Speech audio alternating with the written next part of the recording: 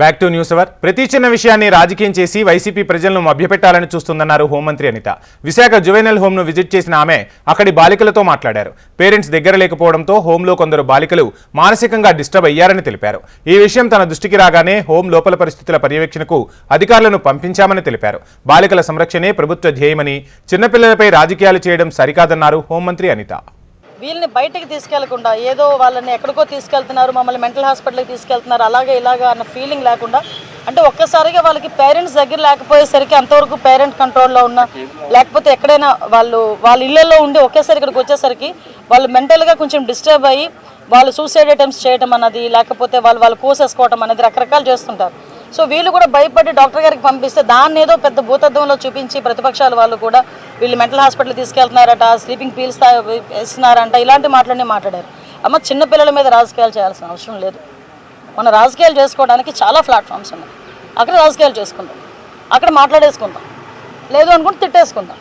కానీ తల్లిదండ్రులకి ప్రేమకి కూడా దూరం అయ్యి, సొసైటీలోని చిన్నప్పుడే ఒక లైంగిక దాడికి గురయ్యి, సొసైటీ మీద ఎవరి మీద కూడా నమ్మకం లేక, ప్రభుత్వ పర్యవేక్షణలో ఉన్న ఇలాంటి ఆడవాళ్ళు, ఇలాంటి బాలికల మీద కూడా మనం రాజకీయం చేయడం అనేది మంచి పద్ధతి కాదు.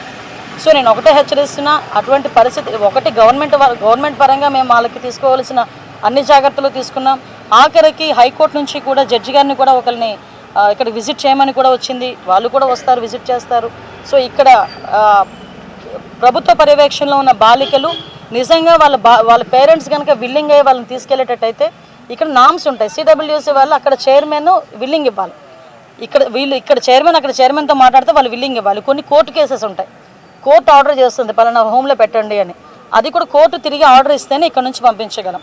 అలా సో ఇటువంటి సిచ్యువేషన్స్లో వాళ్ళు అడిగిన వెంటనే మేము పంపించే పరిస్థితి ఉండదు. ఎందుకంటే బాలికల సంరక్షణ అనేది ప్రభుత్వ ధ్యేయం. ఆ లోపల పిల్లల్ని చూస్తే మనసు తరుక్కుపోయింది. నిండా 18 సంవత్సరాలు లేవు, అందరూ 18 సంవత్సరాల లోపు పిల్లలు అక్కడ ఉన్న వాళ్ళందరూ, ఒక్కొక్కరిది ఒక్కొక్క గాథ. వాళ్ళ మీద రాజకీయాలు దేనికండి? వీలైతే సాయం చేద్దాం, సపోర్టివ్గా నిలబడదాం.